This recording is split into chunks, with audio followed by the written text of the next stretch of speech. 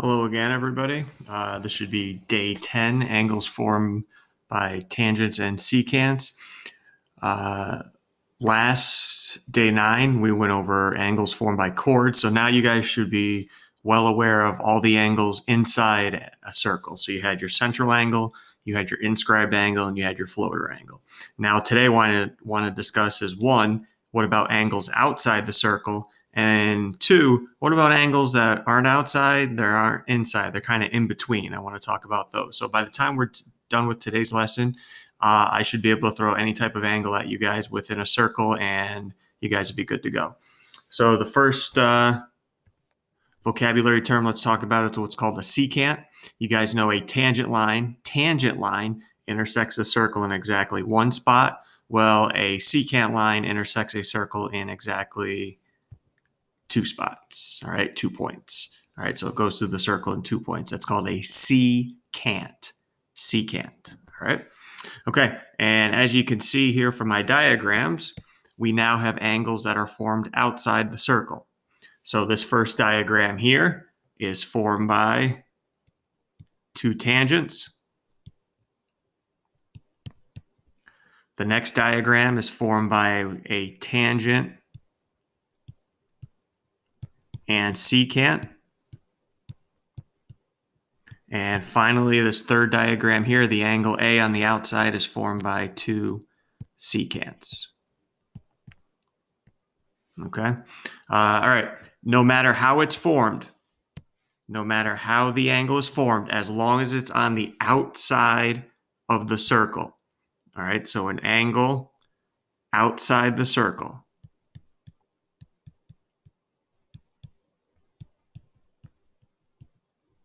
Again, I don't care how it's formed. 2 tangents, a tangent and a secant, and 2 secants. I don't care how it's formed. It will always be equal to half the difference of the 2 arcs in between.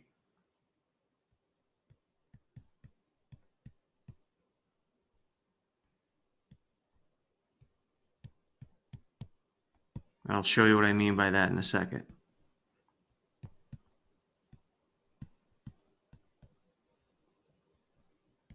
Okay, it's half the difference of the 2 arcs in between it. So remember, floater angle was half the sum.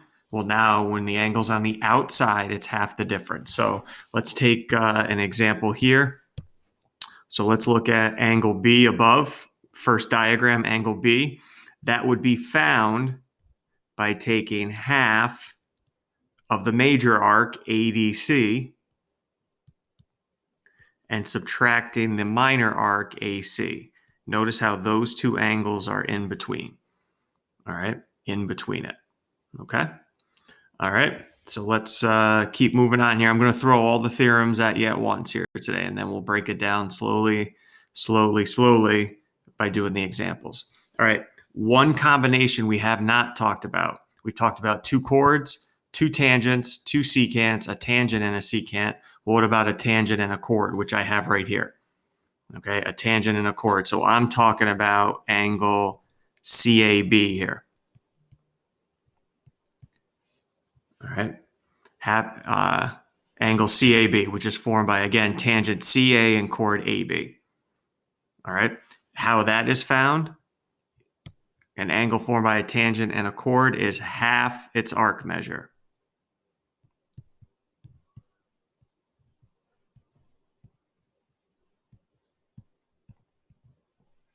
So this would be angle CAB would be half of arc AB, minor arc AB. Okay, so that would be half of a buck 40, 70 degrees. Okay. So you just got to know how it's formed. All right. This is because if you take a look at this angle here, guys, CAB, is it outside? No. Is it inside? No. All right. Is it an inscribed angle? No, it's not, because remember, an inscribed angle, I get vertex A is on the circle, but remember, an inscribed angle's got to be formed by 2 chords. AB is a chord, but not CA. So it's not inside, it's not outside. It's kind of like I'm going to start calling it an in-between angle. All right. So That's how I'm going to find it, half the arc. All right. And then the final combo, what about a secant and a chord? All right, secant and a chord. And I got bad news for you guys. So let's set this up. A, B, C, I'll call this point D. Okay. So what I'm talking about right now is angle CBA.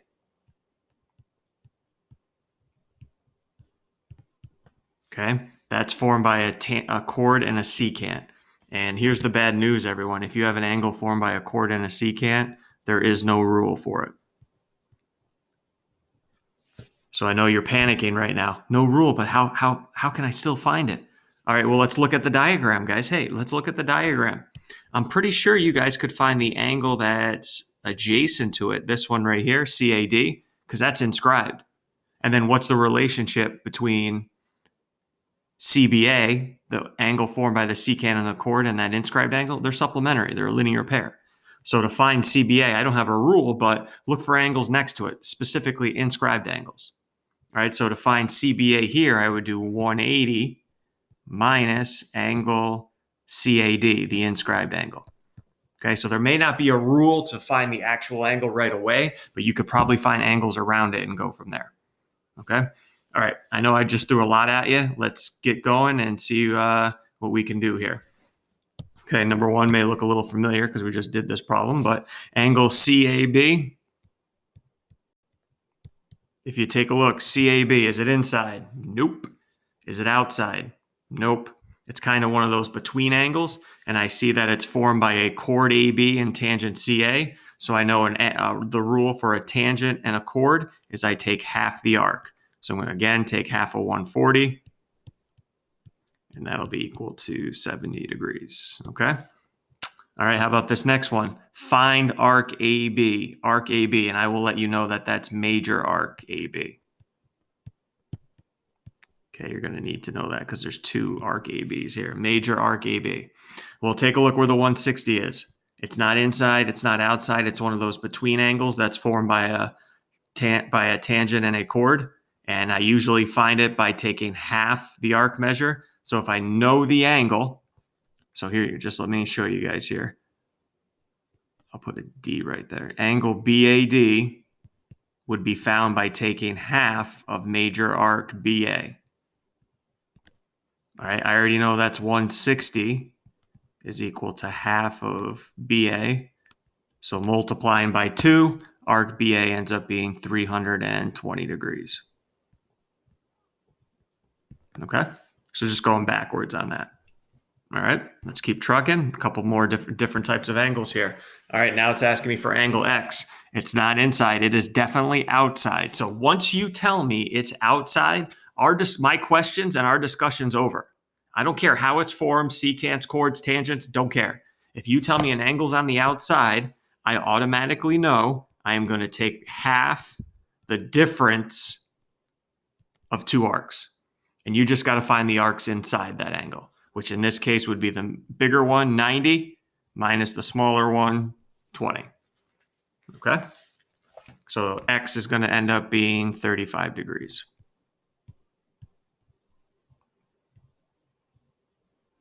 Okay. Whew. All right, here we go. All right, now it's going to get even tougher. All right, look at the diagram. Where's the 38? The 38 is outside. So I know 38 was found by taking half the difference of two arcs. The one arc, the smaller one, is X. So minus X. Now, the bigger arc that you're going to have to take X and subtract from, let me put it in green, is that one right there, right? How are we going to find that arc? Ooh, boy. All right, well, we're given this 140, right? And I know that there's 360 degrees in every circle. So what I can do right now is, all right, 360 minus 140.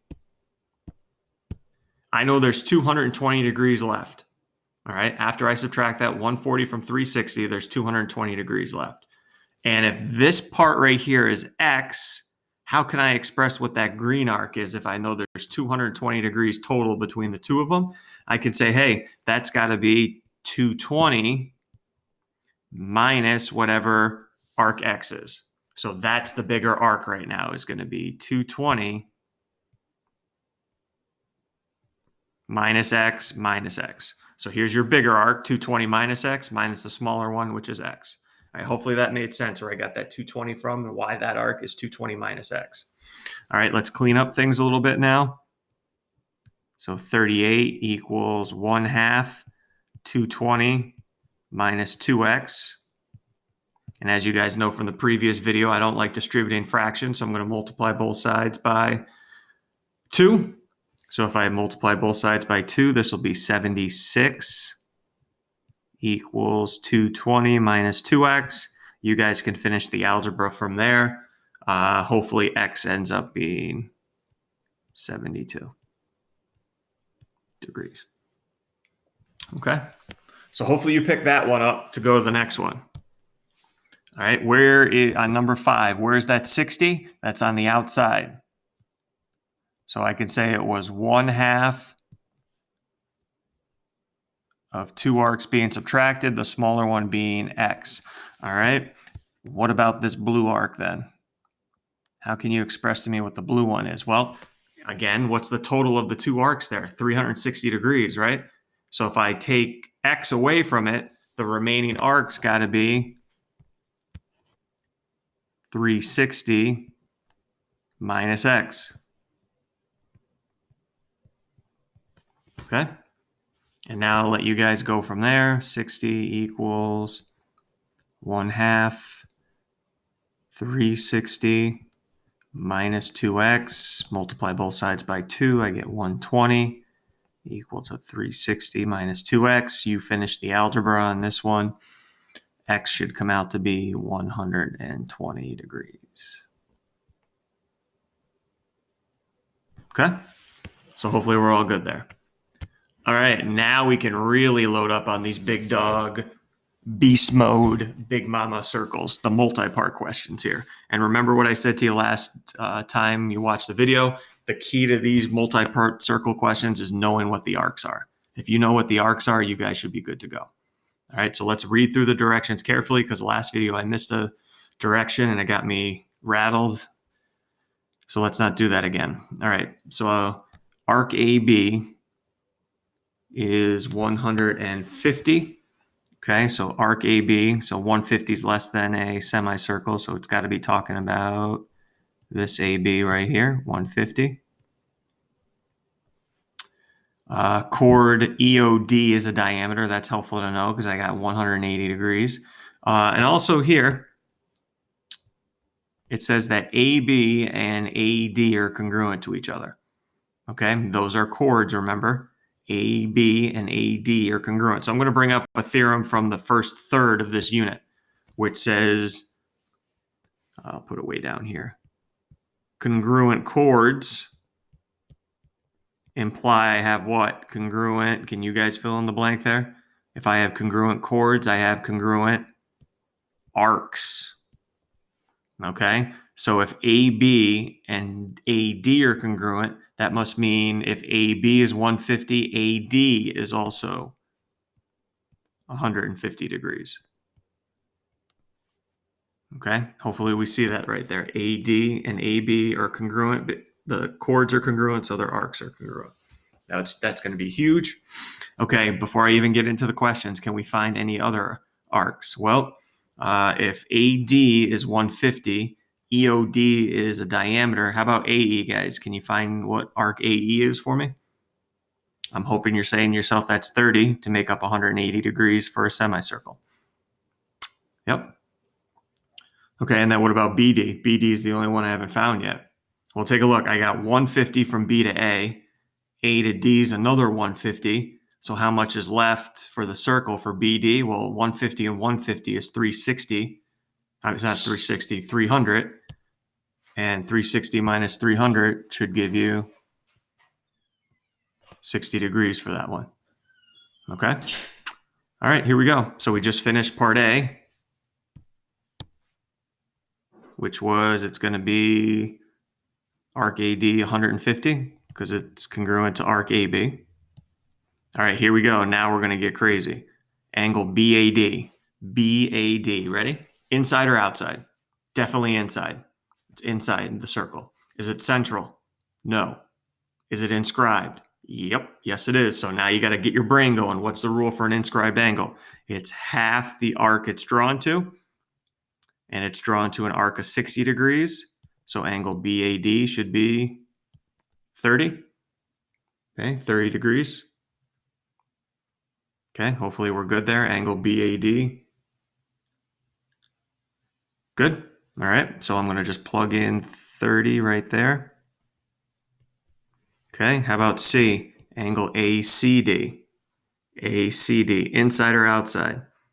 Oh, it's outside. All right, discussion's over then. Angle ACD. Actually, I don't need to write that. You guys know what we're finding. Okay, you just told me it was outside. Get my act together here.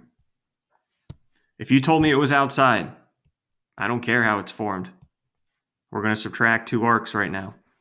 Okay, what are the two arc measures that are inside? 150 and 60. 150 and 60. All right, so that's going to be equal to half a 90. 45 degrees.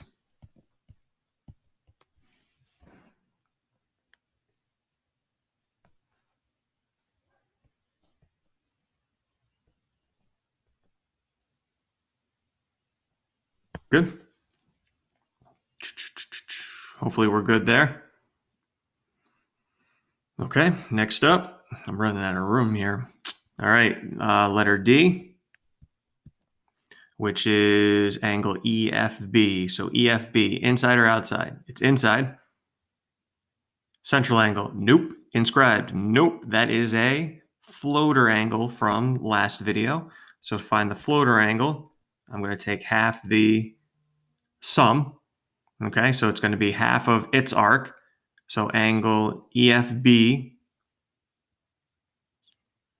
EFB. So it belongs to arc EB. All right, how big is arc EB? Well, BD is 60, right? And we know that EOD is a diameter that makes a semicircle. So EB's got to be a buck 180 minus 60, a buck 20. Okay, so it's going to be 120 minus its vertical angles arc.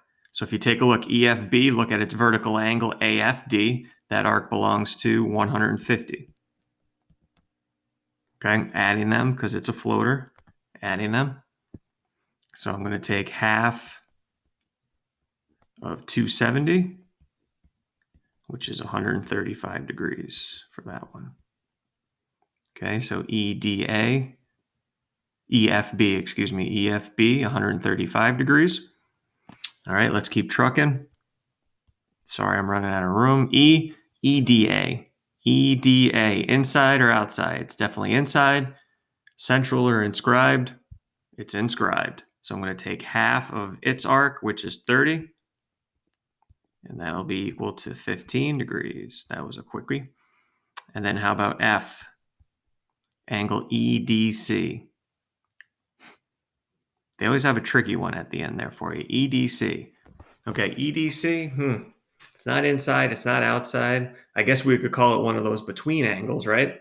Because it is formed by a diameter or a chord and a tangent, but we also have a little theorem out there that says what? If I draw a different color here for you, if I draw a radius to the point of tangency, it should form a right angle. So nothing needed there, just 90 degrees. All right. All good? Okay.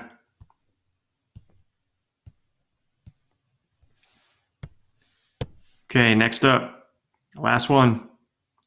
LZ is 56. Find the measure of angle P. I'm going to stop in the video. You guys are taking a look at this bad boy. Find the measure of angle P. It's outside. There's your first hint. It's outside. Go ahead. I'm pausing the video. You do the same after it. Okay, hopefully we ended up with 34 degrees. To find angle P, you'll see my work. Since it's on the outside, you subtract two arcs. You subtract EZ and LZ. How did I get 124 for EZ? Well, EKL is a diameter, which makes arc EZL 180 degrees. So I did 180 minus 56 and got 124. So those two subtracted gave me 68, half of 68, 34. All right.